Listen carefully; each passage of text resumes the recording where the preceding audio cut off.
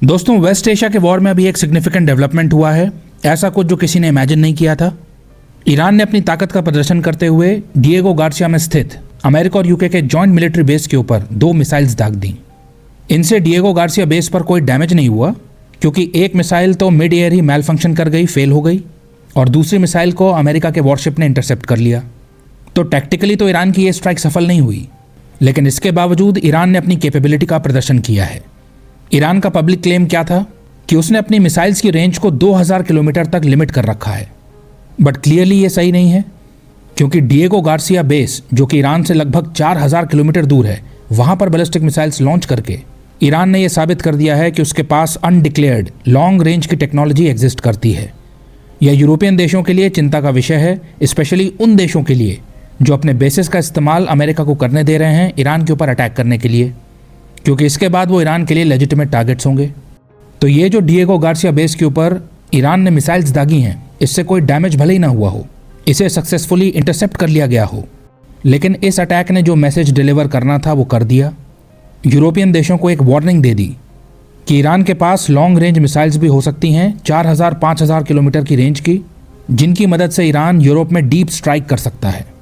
UK, जो कि Iran से लगभग 4400 किलोमीटर दूर है, उसके बेसिस भी टारगेट बन सकते हैं। इसलिए यूके को संभल जाना चाहिए, क्योंकि वो अपने बेसिस का इस्तेमाल अमेरिका के बॉम्बर्स को पार करने के लिए कर रहा है।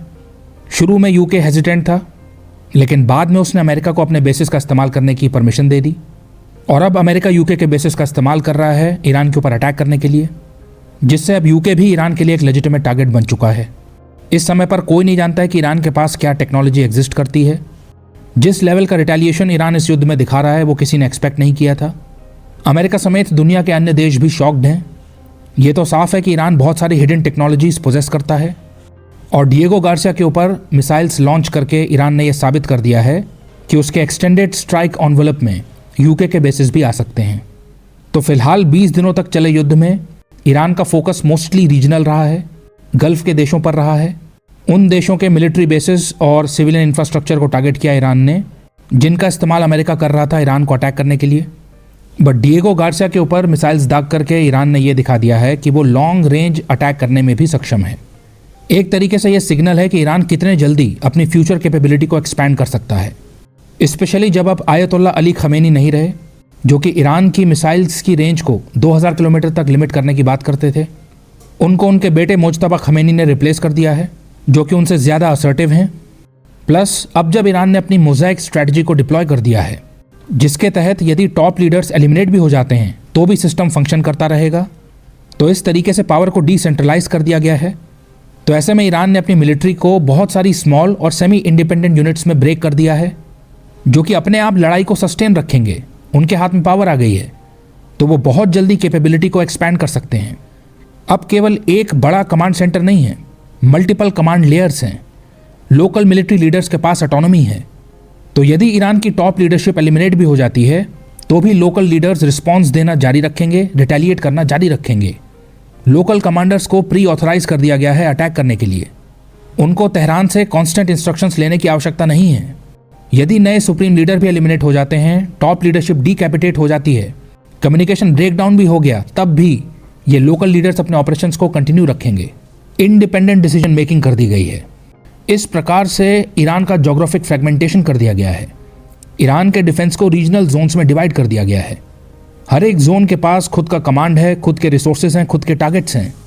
तो ऐसा समझ लीजिए कि इजराइल और अमेरिका एक सेंट्रल आर्मी से नहीं, बल्कि बहुत सारी मिनी आर्मीज के साथ फाइट कर रहे हैं, जिनके पास हिडन इंफ्रास्ट्रक्चर है, अंडरग्राउंड टनल्स हैं, अनडिक्लेयर्ड टेक्नोलॉजी है, फुल ऑटोनॉमी है, टनल नेटवर्क्स हैं, मोबाइल लॉन्च सिस्टम्स हैं। ऐसी व्यवस्था है जो एयर स्ट्राइक्स को सर्वाइव कर सके। 20 दिनों तक चले युद्ध में ईरान ये साबित कर चुका है कि उसकी रिटेलिएशन की कैपेबिलिटी इंटैक्ट है।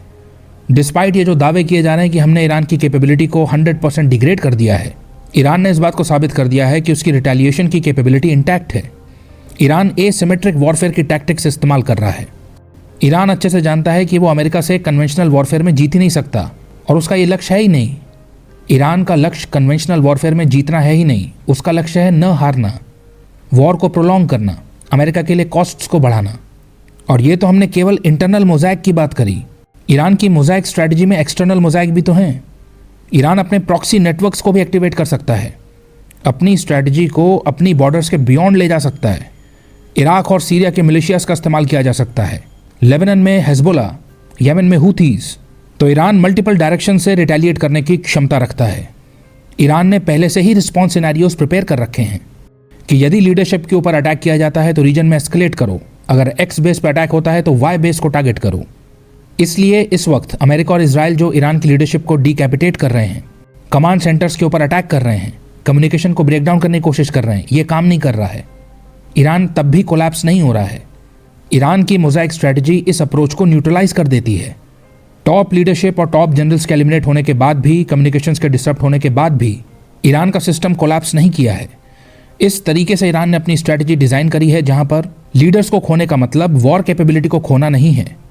इसलिए ईरान एक फॉर्मिडेबल एडवर्सरी है, उसके अगेंस्ट क्विक विक्ट्री पॉसिबल नहीं है। ईरान ने इस युद्ध को एक लॉन्ग टर्म एट्रिशन गेम में तब्दील कर दिया है। ईरान क्लियरली मैसेज सेंड कर रहा है कि आप हमें हिट तो कर सकते हैं, हम उन अटैक्स को अब्जॉर्ब कर लेंगे, आप हमें रोक नहीं सकते। अब इससे इजराइल और अमेरिका की स्ट्रैटेजी कॉम्प्लिकेट हो जा रही है, क्योंकि ऐसा कोई सेंटर ऑफ ग्रेविटी है ही नहीं जिसे वो डिस्ट्रॉय कर सकें। ईरान ने साइमल्टेनियसली मल्टीपल फ्रंट्स खोल रखे हैं। ईरान की मोज़ाइक स्ट्रैटेजी इसके बारे में है ही नहीं कि जल्दी से जीतना है, वो तो ये है कि हारना नहीं है, कोलैप्स नहीं होना है, हैवी लॉसेस को अब्जॉर्ब करके रिटेलिएशन को कंटिन्यू रखना है। सिस्टम को ऐसे डिज़ाइन किया गया है कि वो डैमेज को अब्जॉर्ब कर ले, रीऑर्गेनाइज कर ले और लड़ता रहे। अब आप सोचिए डिएगो गार्सिया, जो कि अमेरिका और यूके का की मिलिट्री हब है इंडियन ओशन में, जिसका इस्तेमाल किया जाता है लॉन्ग रेंज बॉम्बर्स को पार्क करने के लिए, सबमरीन ऑपरेशंस के लिए, मिडिल ईस्ट में सर्विलेंस करने के लिए, जिसे अमेरिका का अनसिंकेबल एयरक्राफ्ट कैरियर कहा जाता है। एशिया और मिडिल ईस्ट में ऑपरेशंस के लिए अमेरिकन मिलिट्री का एक पावरफुल लॉन्च पैड माना जाता है। ईरान ने वहां पर मिसाइल लॉन्च कर दी, बैटल फील्ड को स्ट्रेच कर दिया। ईरान की नॉन मिसाइल रेंज को जो 1000 से 3000 किलोमीटर माना जा रहा था, उसने 4000 किलोमीटर तक सक्सेसफुली मिसाइल लॉन्च करके दिखा दिया।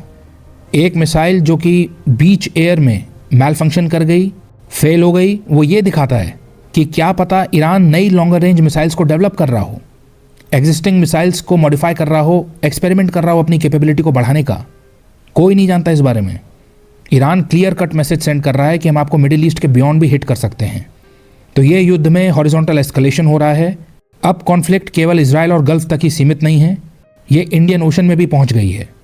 तो रीजनल वॉर एक वाइडर स्ट्रेटेजिक कॉन्फ्लिक्ट जोन में बदल रहा है। ईरान को अच्छे से पता था कि डिएगो गार्सिया को हिट करना बहुत डिफिकल्ट है।